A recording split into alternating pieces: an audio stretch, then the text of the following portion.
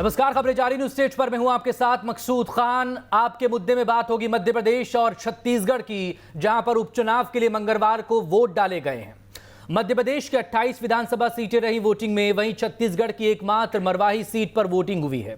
Corona के बावजूद मतदाताओं का उत्साह नजर आया है, मतदान को लेकर, अपनी जिम्मेदारियों को लेकर, अपने अधिकार को लेकर। आज चर्चा हम इसी पर करेंगे। उपचुनाव में हुई वोटिंग के बाद किस तरह के समीकरण नजर आ रहे हैं, ज्यादा या कम वोटिंग जिन इलाकों में हुई है, ये आंकड़े किसके फेवर में जा सकते हैं या किसके खिलाफ हो सकते हैं। तमाम खास लोग हमारे साथ जुड़ेंगे, बातचीत उनसे होगी, लेकिन पहले ये रिपोर्ट।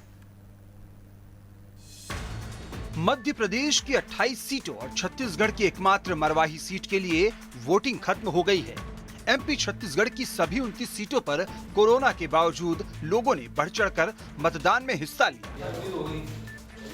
बात करें मध्य प्रदेश के 28 सीटों की, तो 355 उम्मीदवारों की किस्मत ईवीएम में कैद हो गई।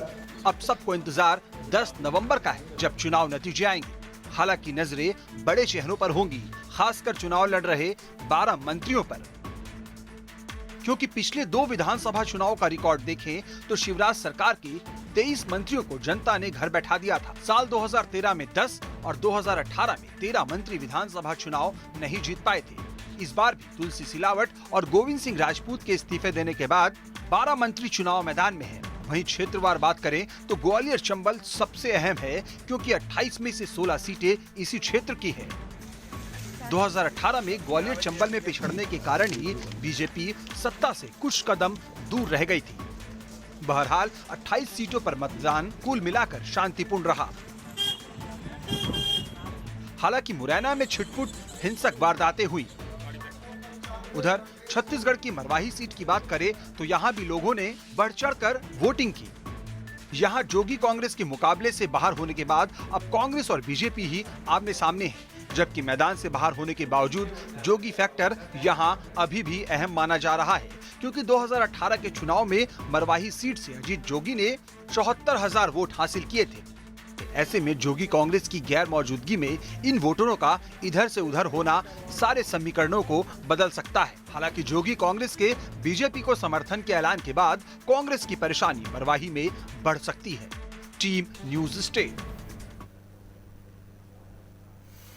बहरहाल तमाम खास लोग हमारे साथ जुड़ गए। वरिष्ठ पत्रकार, राजनीतिक विश्लेषक शिव अनुराग पटेरिया जी हमारे साथ आज मौजूद हैं। बीजेपी की तरफ से हमारे साथ मौजूद हैं सीनियर नेता गोविंद मालू जी। उम्मीद है कुछ ही देर में कांग्रेस प्रवक्ता भी हमारे साथ होंगे। बहुत स्वागत है आप लोगों का। शुरुआत पटेरिया जी आप ही से करेंगे। चुनाव का मौका है, 28 विधानसभा की सीटें जो कि ये तय करेंगी कि 10 तारीख के बाद, 10 नवंबर के बाद जो है मध्य प्रदेश के विकास को, मध्य प्रदेश के लोगों के विकास को, मध्य प्रदेश की राजनीतिक दशा और दिशा को कौन सी पार्टी आगे बढ़ाएगी। तो पटेरिया जी, ये जो तमाम कोरोना संकट के काल में जो उपचुनाव के लिए वोट हुआ है, इसका परसेंटेज कुछ कुछ सीटों पर पिछले जो चुनाव था 2018 का, उसके मुकाबले कम हुआ है। आप इसे कैसे देख रहे हैं? देखिए मकसूद साहब, कम भी मेरे पास आंकड़े हैं और ज़्यादा के भी आंकड़े हैं। दरअसल कम जब मतदान होता है तो यानी यथा स्थिति की तरफ चीज़ें चली जाती हैं, और जब हैवी पोल होता है तो नॉर्मली मध्य प्रदेश के इतिहास में यही होता रहा है कि जब भी 3 to 5% यानी 3.5 से लेकिन और आगे अगर वोट बढ़ता है तो परिवर्तन की लहर दिखाई देने लगती है। 5% के पास आते आते बहुत बड़ा परिवर्तन आपको दिखाई देने लगता है। मैं कुछ सीटों का जिक्र आपसे करना चाह रहा हूं और कुछ तथ्य आपको रखना चाह रहा हूं। आधे मिनट का मैं समय लेता हूं आपसे। देखिए, कुल मिलाकर मैं जो नोट मेरे सामने हैं, मध्य प्रदेश में इस बार अभी 66.37% वोटिंग हुई है और 2-4-5% और बढ़ जाएगी। लेकिन 2018 में जो वोटिंग हुई थी वो 75.63% हुई थी, और जो 2013 यानी 2013 की तुलना में 3.56% ज्यादा थी। इसका नतीजा ये हुआ था कि बीजेपी की सरकार चली गई थी और तब कांग्रेस का वोट परसेंटेज बढ़ा 4.60 और कांग्रेस बीजेपी का घटा था 3.86, यानी 3.56 इनका पोलिंग बूथ का परसेंटेज हुआ था। तो कुल मिलाकर जब भी हैवी पोल होता है तो रूलिंग पार्टी को उसकी दिक्कत का सामना करना पड़ता है, क्योंकि जो प्रतिपक्ष में है उसके पक्ष में लहर चलेगी, इसकी संभावना कम है। लेकिन कई जगह ऐसा होता है प्रो इनकम्बेंसी भी हो जाती है, इसका मैं कोई इनकार नहीं करता हूं। एक्सेप्शनल केसेस में ऐसा भी होता है किसी एक चीज को लेकर बहुत बड़ी लहर खड़ी हो जाए, तो उसके बारे में मैं सिर्फ इतनी कह सकता हूं कि एप्लीकेबल टू ऑल नहीं है। लेकिन जिन सीटों पर हैवी पोल हुआ है उनका बात मैं आपसे कर लूं, फिर आपका लो पोल पे आ जाऊंगा।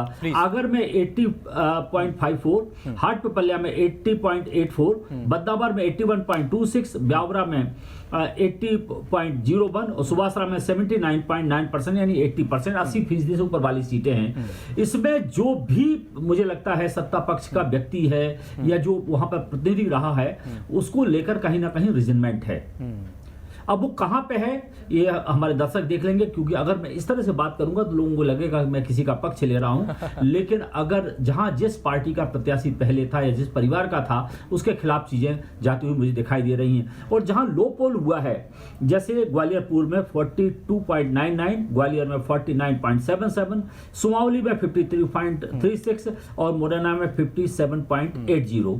इसमें दो मैं आपसे पक्का कह सकता हूं कि मुझे परिवर्तन दिखाई नहीं दे रहा है, ग्वालियर पूर्व और ग्वालियर में। हाँ, तो शहरी क्षेत्र भले ही पिछली बार के मुकाबले वोटिंग कम भी नजर आ रही है यहाँ पर। मतलब बड़े नेताओं का इलाका वो बहुत कम आ रही है। इसका मतलब है हेडक्वार्टर के तौर पर हम देखें कि भाई ये हेडक्वार्टर या फिर सत्ता की धुरी यहीं से बदली बिल्कुल हेडक्वार्टर, और वहीं अगर वोटिंग नहीं हो रही है, बार हेडक्वार्टर वही है। हाँ,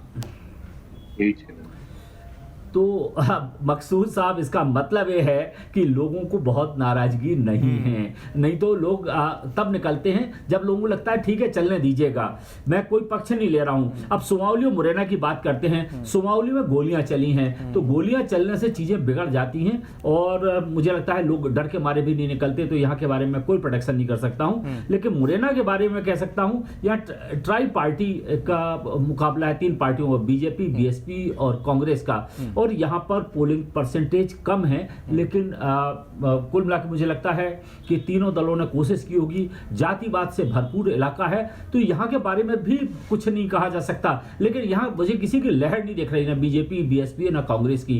कुल मिलाकर लहरें जब होती हैं तो 3.5% में कहता हूँ। आप 3.5 कहेंगे, 3.5 क्यों? लेकिन मेरे 40 साल का रिसर्च का अनुभव ये कह रहा है, लेकिन ये 1% और 1 वोट तो कीमती है। ज्यादा होता है तो सत्ता, और जिस तरह की क्रूशल फाइट है, और अगर कुछ सीटों पर जैसा आप बता रहे हैं कि अगर वहां ट्रायंगल फाइट नजर आ रही है, त्रिकोणी जंग अगर वहां पर नजर आ रही है, तो वहां तो और भी फिर ज्यादा बहुत नेक टू नेक मामला हो जाएगा।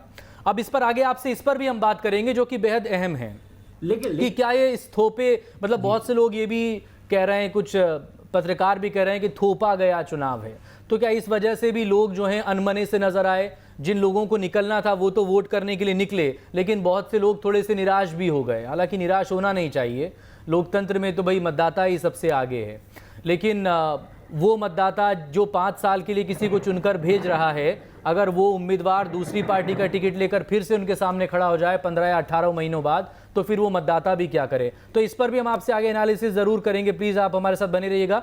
Yogesh Yadav ji, state wise president Congress, हमारे साथ जुड़ गए हैं। योगेश यादव जी, स्वागत है आपका। लेकिन गोविंद मालू जी, हाँ, गोविंद मालू जी पहले से जुड़े हुए हैं। गोविंद मालू जी, आपकी पार्टी फिलहाल सत्ता में है, बेहद अहम दोनों ही सीटों के लिए, दोनों ही पार्टियों के लिए ये चुनाव, ये उपचुनाव, क्या आपको नजर आ रहा है तमाम आरोप प्रत्यारोपों के बीच ये जो वोटिंग आज हुई है, इसको लेकर आप क्या सोच रहे हैं? आपके फेवर में आप इसे मानते हैं या फिर मान रहे हैं कि नहीं थोड़ा मुश्किल है?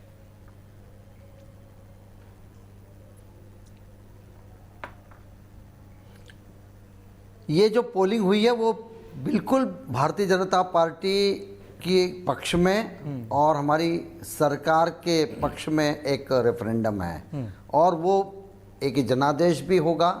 जो 28 सीटें जब हम जीतेंगे तब पता लगेगा कि ये जो वोट हुआ है, अच्छा 28 के 28 जीत रहे हैं क्या? कमलनाथ सरकार के खिलाफ हुआ है। 15 महीने की जो कुशासन था, भ्रष्टाचार था, उसके देखिए 10 खिलाफ तारीख को फिर यही 28 क्लिप सीटें जीत रहे दिखाऊंगा, हैं। 10 तारीख को फिर पूछूंगा मैं आपसे। 28 सीटें बिल्कुल दिखाई। हाँ बिल्कुल, पूछिए पूछिए, हम का मना कर रहे हैं। मतलब लॉक कर दें पूछिए फिर आप। 28 सीटें, तो कांग्रेस के हाथ तो में क्या आएगा फिर? हम इन सारी सीटों पर बिल्कुल बिल्कुल बिल्कुल बिल्कुल बिल्कुल 28 सीटें लॉक कर दीजिए आप। तो ये जो मतदान हुआ है सभी दूर, वो हमारे पक्ष में हुआ है और भारतीय जनता पार्टी के कार्यकर्ता, उसके हितचिंतक और समर्थक लोगों ने बिल्कुल। लेकिन क्या बीजेपी पूरी के ताकत बड़े के नेता, साथ मालू जी EVM पर देखिए, गए चूंकि अब और बात छिड़ मतदान गई है, किया थोड़ा सा मैं वक्त और ले रहा हूँ और- योगेश यादव जी प्लीज, ये थोड़ा सा वक्त ज्यादा ले रहा हूं मैं मालू जी से। मालू जी, आप कह रहे हैं कि कार्यकर्ता निकल रहा है, बीजेपी का बड़ा नेता निकल रहा है, लेकिन फिर ग्वालियर जैसे इलाके में वोटिंग जी। क्यों नहीं हो रही है? 50% का आंकड़ा भी नहीं छुपाई वहां पर वोटिंग। तो आपके क्या बड़े नेता घर से नहीं निकले क्या, जो कार्यकर्ता भी नहीं निकले? इसे कैसे देख रहे हैं आप? देखिए प्रॉपर, देखिए मकसूद जी, आप पिछले चुनाव का भी यदि उठा के देखेंगे मतदान का प्रतिशत, तो ग्वालियर, चंबल और मालवा, निमाड़, इनमें बहुत अंतर मिलेगा आपको। अरे मैं तो सिर्फ और यही ग्वालियर की बात कमोबेश कर यही रहा हूं। कारण रहा आपके कि बड़े नेता इस इलाके से आते थे, ग्वालियर नाराजगी की लोकल खबरें भी में थी। थोड़ा कम हुआ होगा। थोड़ा नहीं 50 भी क्रॉस नहीं कर देखिए, पाए। ये शहरी इलाके और अर्बन इलाका और रूरल इलाके का फर्क है। रूरल इलाका, मैंने कहा ना, शहरी इलाका और अर्बन रूरल इलाका, इसका फर्क है। लेकिन कम प्रतिशत तो यहाँ से हुआ था कमोबेश। कितना हुआ था ये तो पिछले बार के आप रिजल्ट सामने रखेंगे, नहीं, पिछली तो बार पता का है लगेगा ना, मतदान का पिछली प्रतिशत। बार ग्वालियर इलाके में जो भले है ही वो कितना कम 57 हुआ से हो, लेकर 58% या, वोटिंग हुई थी। इस लेकिन बार हमारा 50 भी वोटर नहीं हो निकला पाई। है। हमें मालूम है,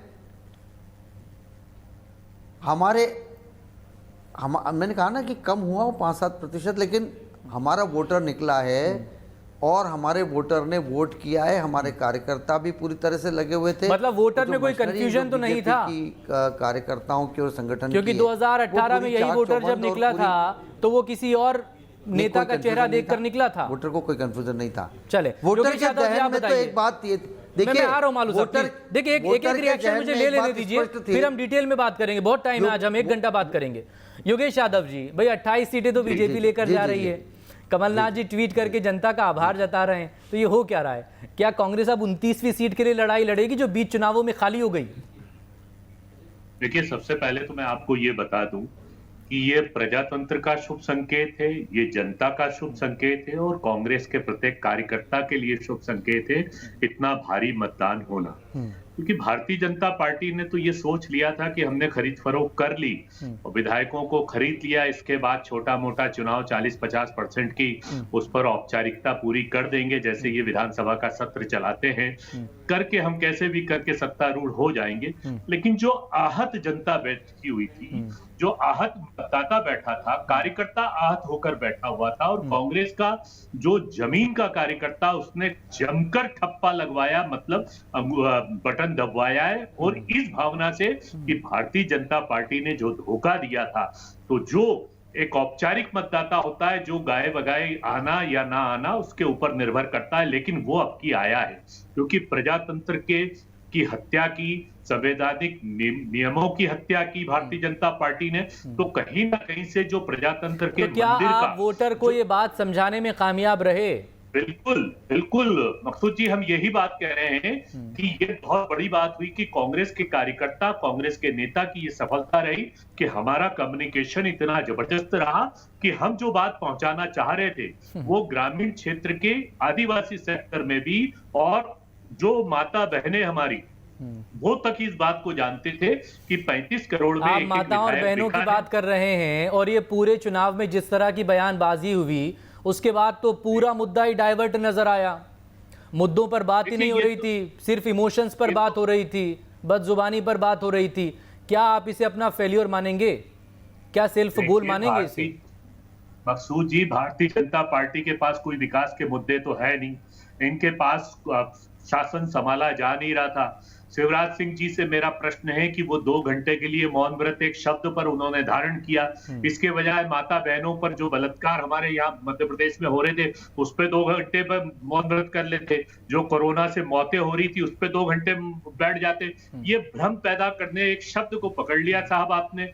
आपसे बदजुबानी आपके बिसाहूलाल सिंह ने कितनी की, इवन इमरती देवी जी ने क्या बोला, तो हम इस चक्कर में नहीं पड़े। ये भ्रम की राजनीति भारतीय जनता पार्टी को मुबारक। और मैं अभी गोविंद माल्लू जी को शायद कुछ ऐसा भ्रम पैदा हो गया है कि वो 28 की संख्या कांग्रेस के लिए बता रहे हैं कि कांग्रेस ने लॉक कर दी कि 28 सीटें कांग्रेस को मिल रही है। ये चुनाव हम जीत रहे हैं क्योंकि जनता ने इनका आज तिरस्कार कर दिया, बहिष्कार कर दिया। और एक बहुत बढ़िया बात मैं आपको बता देना चाहता हूं मकसूद साहब, आपने बहुत अच्छी बात कही कि ग्वालियर क्षेत्र में उस गढ़ पर जहां कहा जाता था कि ज्योतिराज सिंधिया जी का गढ़ है, मैं बोलता हूं दावे के साथ कि भारतीय जनता पार्टी का जो ओरिजिनल कार्यकर्ता था और जो मध्य प्रदेश में कांग्रेस से जाकर प्लास्टिक के कार्यकर्ता भारतीय जनता पार्टी के बने, तो अब की ज्योतिराज सिंधिया जी का बहिष्कार किया, इसलिए वहां पर वोटिंग कम हुआ। अब की ज्योतिराज मालू जी से इसका जवाब ले लेंगे। किया एक पॉइंट उठाया गया योगेश जी की तरफ से, मालू जी वहां पर भी जीत रही है, कांग्रेस जीत रही है। तो जरा बताइए मुझे कि जो बीजेपी के उम्मीदवार थे वो तो चरण वंदना तक करने को तैयार थे, मतलब कांग्रेस कार्यकर्ता के नेता के वो पैर तक पकड़ने वाले वीडियो वायरल हो गए। उसके बावजूद अगर इस इलाके में वोटिंग कम हुई तो आप फिर कैसे इसे मान रहे हैं कि आपका कार्यकर्ता या आपका वोटर घर से निकला और ये आप ही के लिए वोट पड़ा है?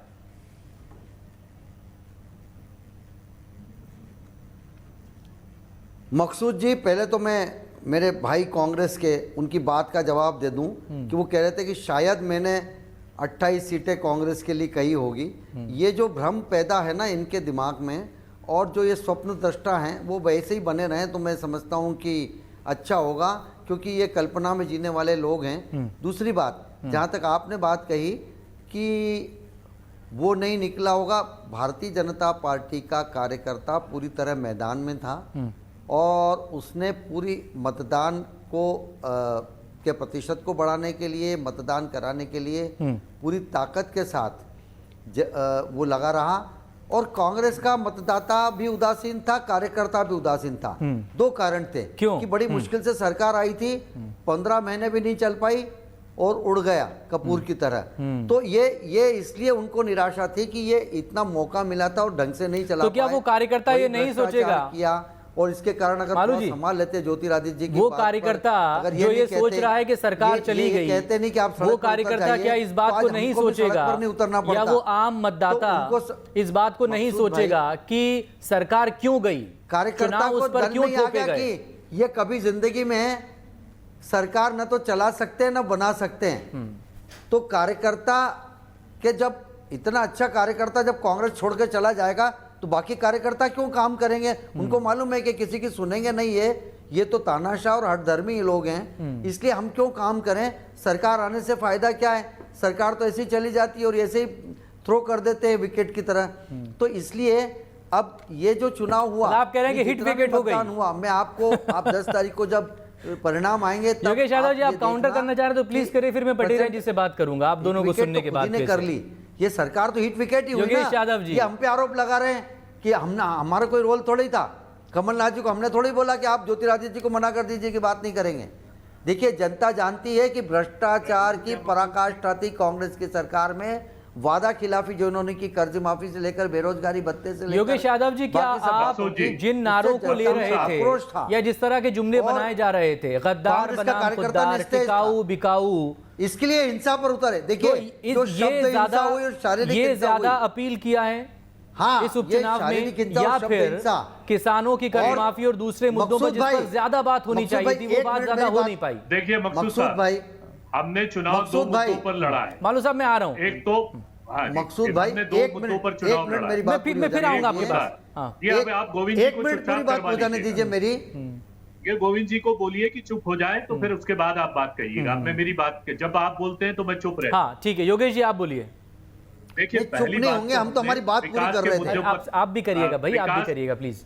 पहले योगेश यादव के मुद्दों पर चुनाव लड़ा है और हमारी चलती हुई सरकार जो विकास उन्मुख सरकार थी, कि जहां पर मैग्निफिसेंट के नाम पर एक दिन में 8,000 करोड़ के सिग्नेचर हुए थे, युवाओं के रोजगार का हुआ था, ऋण माफी का प्रथम पायदान हमने पूर्ण कर लिया था, बिजली मात्र 100 रुपए महीने पर बिजली दी गई थी, किसानों की सरकार हो गई थी, माता बहनों को सुरक्षा प्रदान की गई थी, भू माफिया, ड्रग माफिया और शुद्ध के लिए युद्ध के नारे जिस तरीके से चले थे और मध्य प्रदेश में उत्तरोत्तर प्रगति हुई थी।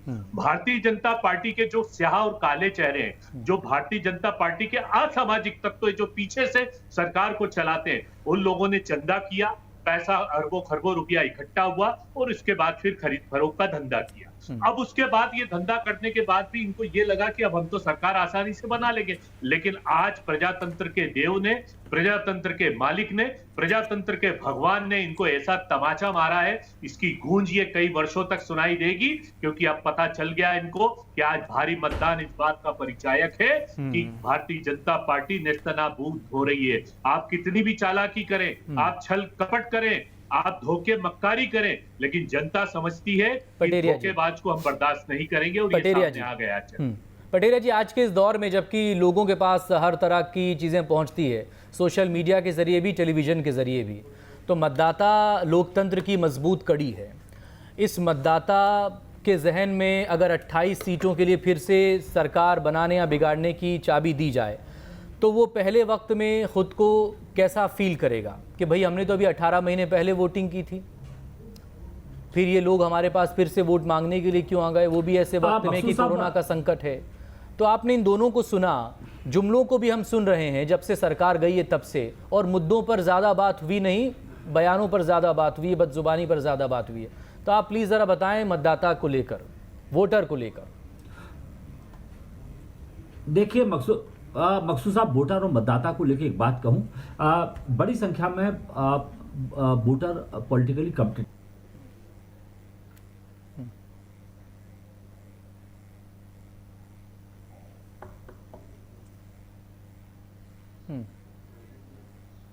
अगर उसके वैल्यूएशन करें तो 2003, 2008, 2013, 2018 तक के अगर बीजेपी का वोट परसेंटेज देखें, यानी उसका कमिटेड वोटर, उसमें कुछ हिस्सा जरूर रहा होगा, कुछ फ्लोटिंग वोट रहा होगा, वो 41% के आसपास होता है। और कांग्रेस का जो कमिटेड वोटर है वो अगर इन 4 चुनाव का एवरेज करें तो 35 या 36% के आसपास होता है, यानी 5% का दोनों के बीच में एक अंतर है, तो 36.5% के आसपास है, यानी 5 गैप है। गैप में दोनों में वल्नरेबल वोटर भी होता है, तो 2-4-5% यहां से वहां जाया करता है, तो उसको हम दोनों में कम कर दें, यानी इनको 35 पे ले आए और उनको 30 के ऊपर ले आए, तो 5% वोटर ज्यादा है। तो बीजेपी का वोटर तो पूरी ताकत के साथ कोशिश करेगा कि उनकी सरकार वापस आए, और कांग्रेस का वोटर पूरी तौर पर कोशिश करेगा कि उसकी सरकार आए। अब जो बीच का मतदाता है, जो अधर में लटका रहता है, उसका बिहेवियर क्या होगा? तो 16 में से 11 विधानसभा क्षेत्र ऐसे हैं जहां 50% जो मतदाता है वो 19 से लेके 39 साल की उम्र तक का है, 18 से 39 साल की। तो वो नौजवान जो मतदाता है वो किस तरह से उसने बिहेव किया है, किस तरह से एक्ट किया है, वो ज़्यादा महत्वपूर्ण है। और मुझे लगता है नौजवान मतदाता की जो भूमिका है वो हम 10 तारीख को उल्लेखित करेंगे। आज कहना प्रो हो जाना हो या बीजेपी या कांग्रेस दोनों के लिए मैं कुछ नहीं कहूँगा, सिर्फ संकेतों में बात मैंने की है, आंकड़ों के साथ बात की है। दूसरा, मेरे मित्र योगेश जी मेरे पुराने जर्नलिस्ट साथी हैं, और हम लोगों ने एक साथ ही कामकाज चालू किया था। उन्होंने कहा हैवी पोल हुआ है, तो हुजूर हैवी पोल नहीं हुआ है। 2018 की तुलना में लगभग 9% या 9% कम पोलिंग हुआ है। 5 विधानसभा क्षेत्र ऐसे हैं जहां 80% या 80% अवप है, तो और 2018 में भी 80+ वोटिंग हुई थी। तो मुझे लगता है कि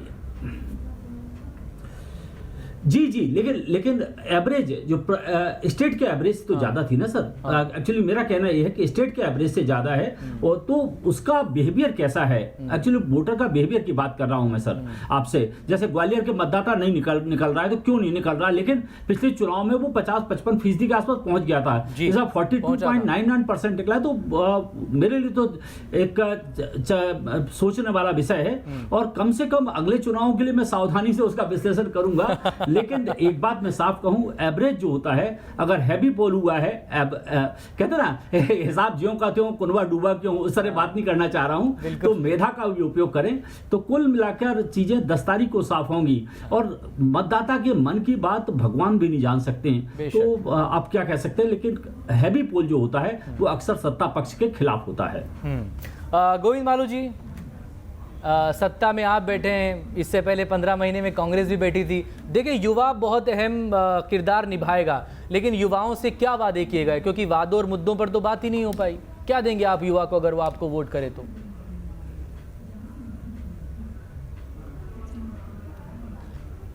देखिए, विकास की बात की हमने रोजगार की भी बात की और हमने सुशासन की भी बात की। भ्रष्टाचार, लेकिन एक आंकड़ा नहीं दे पाए कि 15 सालों में इससे पहले आपने कितने रोजगार दिए थे। जिस तरह से भ्रष्टाचार का भंगार, नहीं 15 सालों में जो हमने काम किया, हमने सब जनता के बीच में गिनाए। हम रोजगार के कई अवसर पैदा किए हमने। इन्होंने तो आधारभूत संरचना तक को समाप्त कर दिया। अच्छा। हमने, और ये जो अभी कोविड की जो सिचुएशन आई, उससे भी हमको ये 7 महीने का जो अंतराल था, इसने कई सारे आर्थिक गतिविधियों को पूरे देश में नहीं पूरे विश्व में पीछे किया है। अब हम उसको फिर से पटरी पर लाएंगे और हम उसको आगे बढ़ाएंगे। और निश्चित रूप से मध्य प्रदेश का अब अर्थ और व्यवसाय आगे बढ़ रहा है, क्योंकि जब सुशासन होता है, भ्रष्टाचार नहीं होता मुझे है, एक ब्रेक पर जाना होगा, अवसर भी मिलते हैं। आप प्लीज हमारे साथ बने रहिएगा। एक छोटे से ब्रेक के लिए मुझे रुकना होगा, उसके बाद फिर बातचीत शुरू करेंगे। तो ये आप बने रहिए हमारे साथ, मध्य प्रदेश और छत्तीसगढ़ पर। ब्रेक के बाद हम छत्तीसगढ़ पर भी बात करेंगे।